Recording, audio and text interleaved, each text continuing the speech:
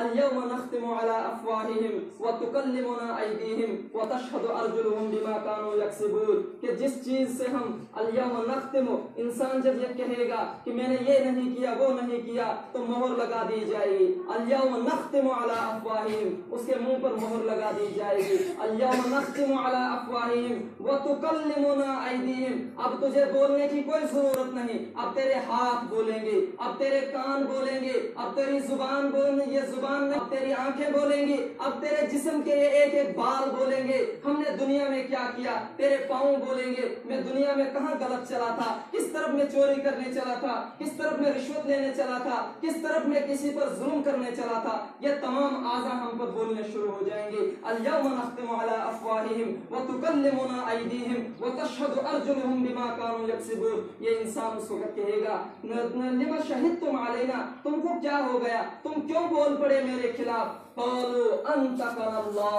तो वो आज़ा कहेंगे हम तो अल्लाह ने गोयाई दी, जिस अल्लाह ने तुम्हें गोयाई दी थी दुनिया में बोलने की, उसी अल्लाह ने हम आज़ा को यहाँ पर गवाही देने का ज़बान दी है। क़ालू अंतक़नल्लाह, क्या अल्लाह ने हमें गोयाई दी। अब हम अल्लाह ने ये जो बता रहे हैं अल्लाह के हुक्म से बता रहे हैं।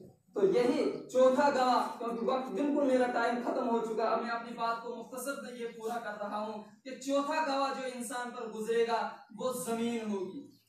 ये जो जमीन होगी चौथा गवाह गुजरेगा उस पर, यौमइज़िन तुहद्दिसु अख़बारहा, कि जमीन उस वक्त उसकी खबरें नशर करेगी, जमीन खबरें बयान करने लगेगी। वो ये कहेगी फलानी जगह इस बंदे ने नमाज पढ़ी थी, वो भी कहा जाएगा। फलानी जगह इस बंदे ने चोरी की थी, वो भी कहा जाएगा। फलानी जगह एक गलत रास्ते पर चला था, वो भी कहे जाएगा। फलानी जगह ऐसा काम किया था, चाहे नेक काम किया हो चाहे बुरा काम किया हो, तमाम का तमाम उसने अल्लाह के सामने वो बयान करेगी। तो उस वक्त इंसान अफसोस के सिवा कुछ नहीं होगा। मेरे मोहतरम बुजुर्गों, दोस्तों, मेरे ईमानी भाइयों, उस वक्त अफसोस करने से, उस वक्त हमारा पछताने से बेहतर ये है कि हम यहाँ पर अपनी गुजरी हुई जिंदगी पर पछताएंगे और अल्लाह की हुजूर पक्की और सच्ची तौबा करेंगे। आज हमारा ये जलसे में आना ये हमारे लिए तौबा का बाइस बने, हिदायत का बाइस बने। हम यहाँ पर पक्की और सच्ची तौबा करके उठें। ए अल्लाह,